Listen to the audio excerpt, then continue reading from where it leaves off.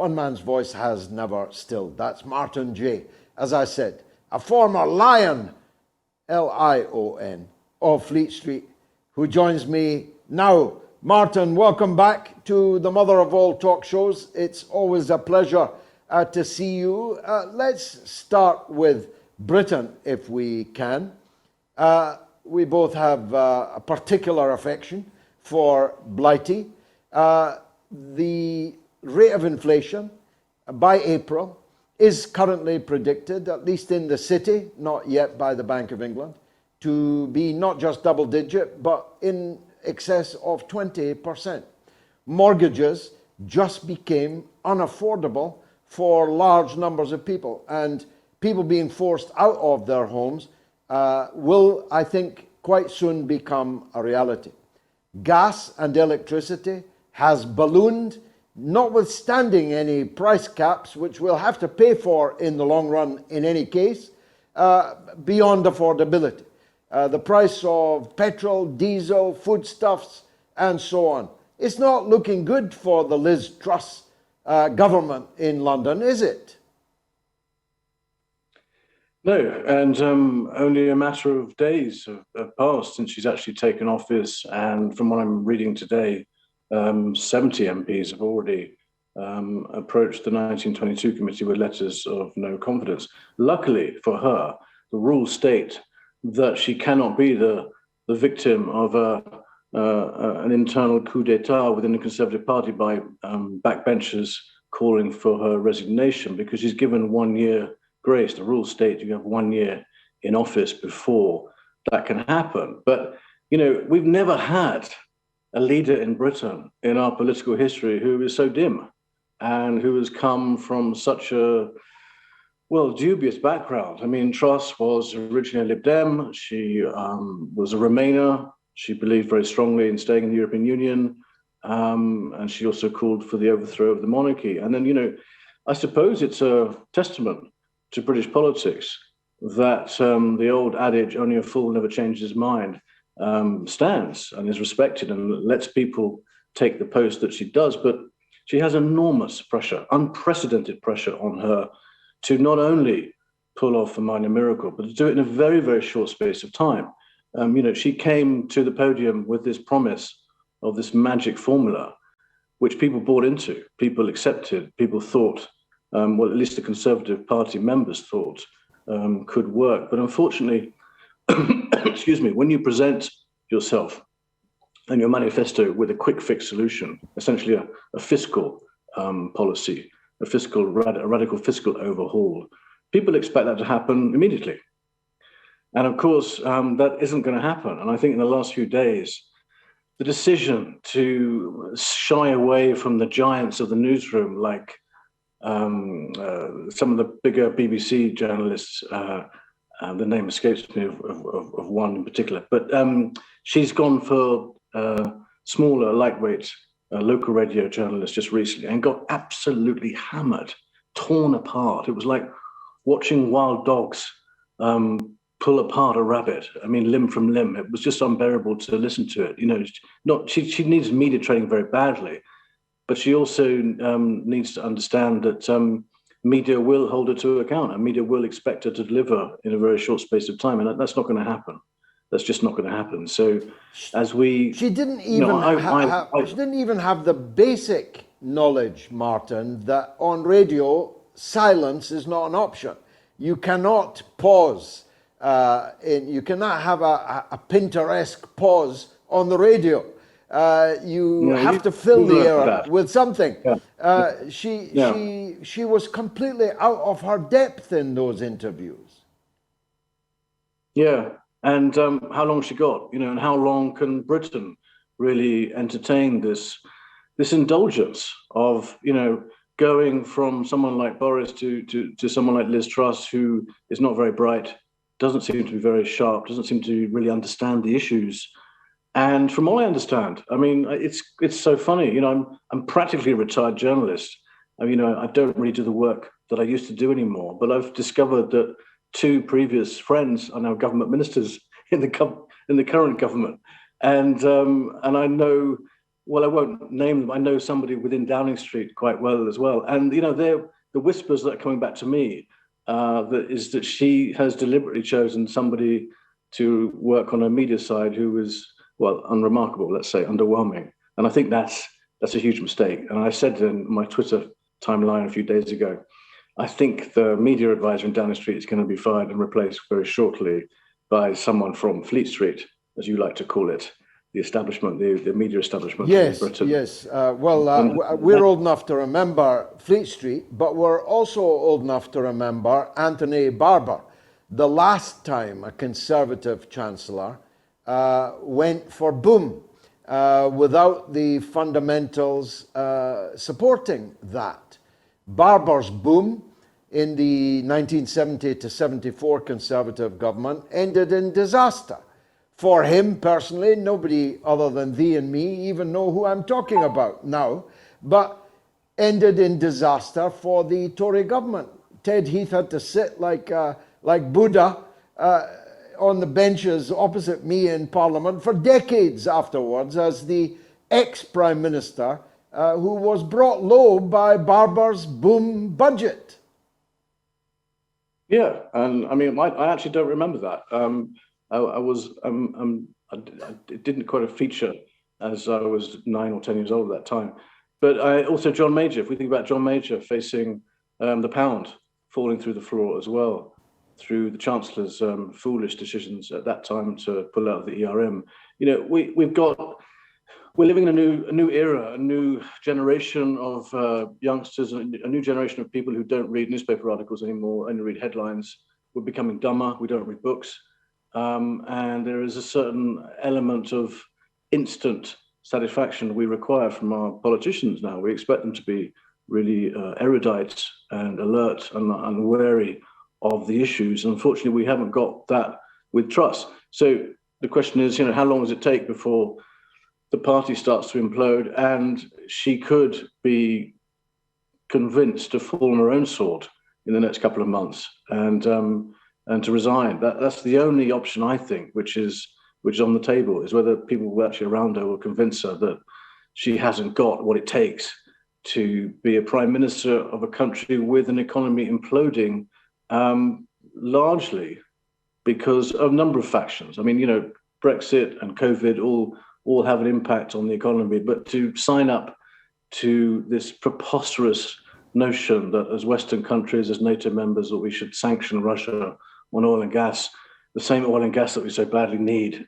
and then just watch our economies just blow up in front of our very eyes. It's all nonsense. I don't know how we're going to explain to our grandchildren, but I don't understand how Liz Truss in the next few weeks is going to pull off the kind of results that the country needs. It needs some good news. And there is no good news when you borrow money from the markets at quite high rates to supposedly buy growth. You don't have to be an economist to know that it doesn't work, not even in the short term. Buy growth and buy your own debt. That's what the Bank of England had to spend 60 billion of fictitious money to buy back our own debt, to save the value of the pound and of bonds and gilts crashing through the floor. So we're not just going all out for boom, we're going all out for boom and buying back our own debt, all of it on money that is being conjured out of thin air. But as you spoke there, Martin, I asked what I'm sure most viewers would be asking in their mind. Well, if not Liz Truss, whom? If she were to fall on her sword, replaced by whom?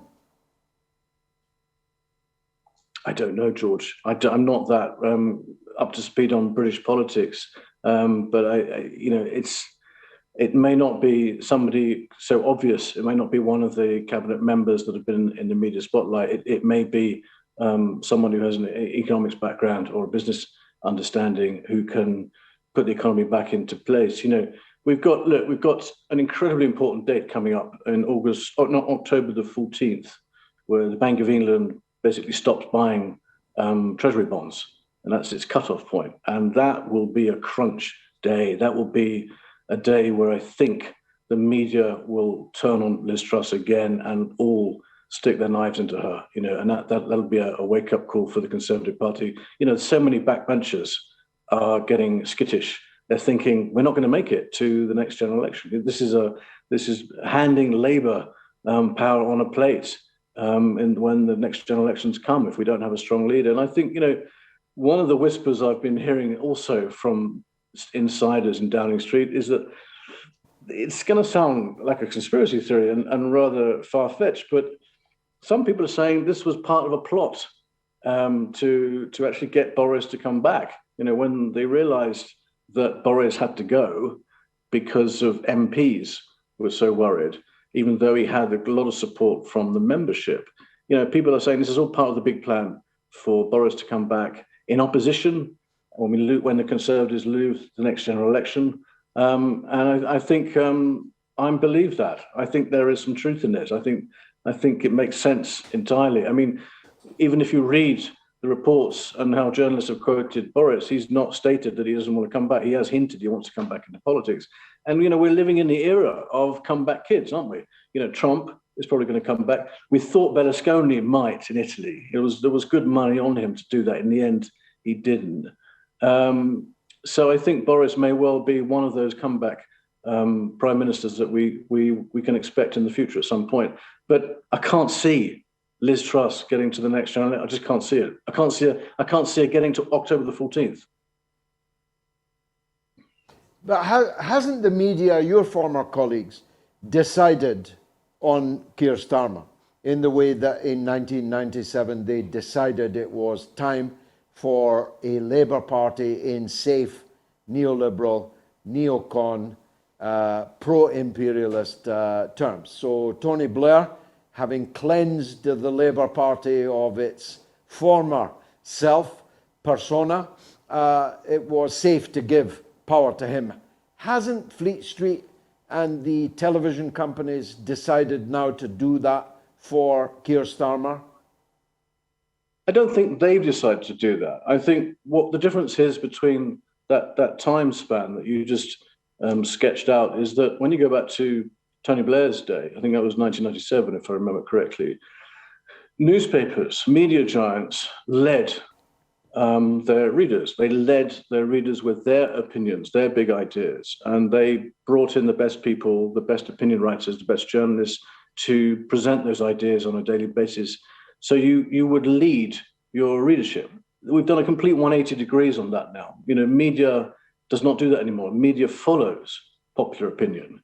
And this is why I think British media in particular is dead, basically. Is dead in the water, because it just follows popular opinion quite religiously, ruthlessly to the letter. And the popular opinion is, I think, pushing us towards a Labour win in the next general election. I think that's what people are beginning to, even die-hard Conservatives are thinking, is this probably what the Conservative Party needs, to shake up some of the madness, the madness that produced somebody like Liz Truss in the first place, or even some would argue Boris Johnson. Don't we need to get back to old-fashioned leaders that are elected on merit and who've got a vision for the party and for the country, and who can solve some of these incredibly complicated, intractable problems, like thousands of Albanians arriving on the shores every day from France,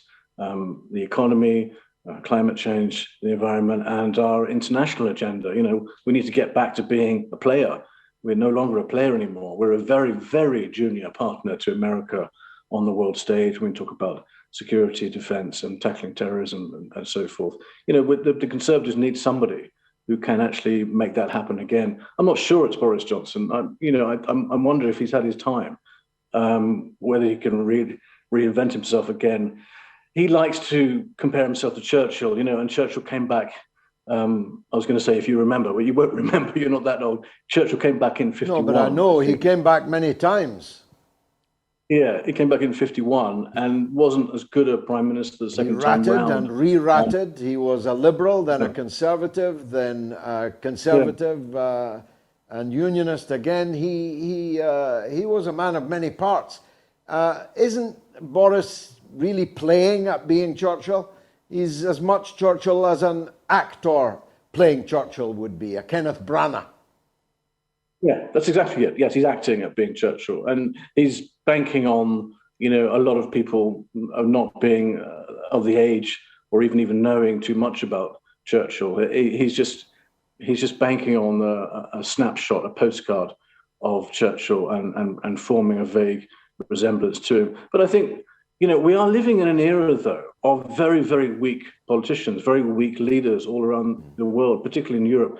Leaders these days don't actually take decisions. I don't know if you noticed that.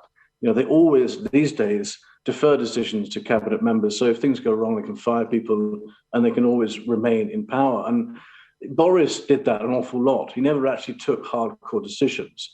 And I think today, was it today where a BBC journalist interviewed Liz Truss, and the journalist asked Truss quite directly, was it you yourself who came up with this mini budget?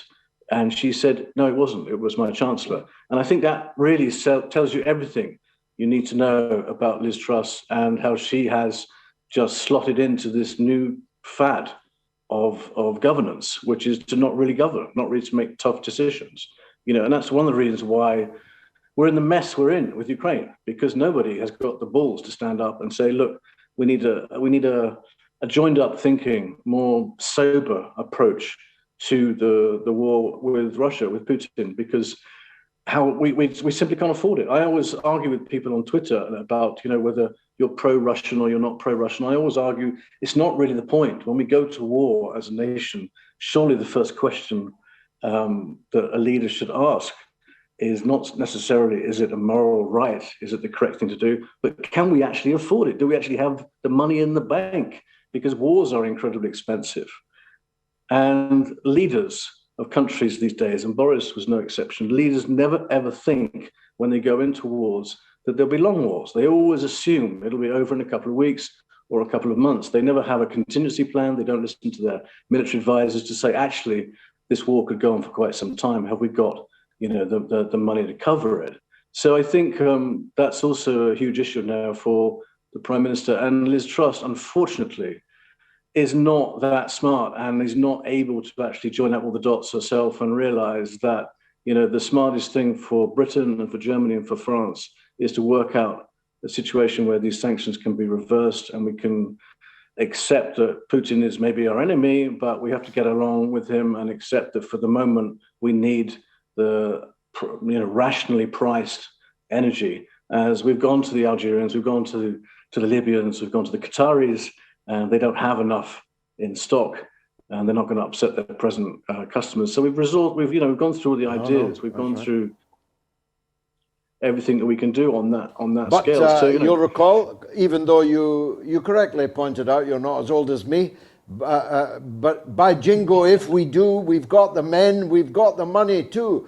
Actually, we don't have the men or the money to do the kind of jingoism that we are doing. Martin J., always a pleasure to see you, looking very well in your North African redoubt. Thanks for joining us.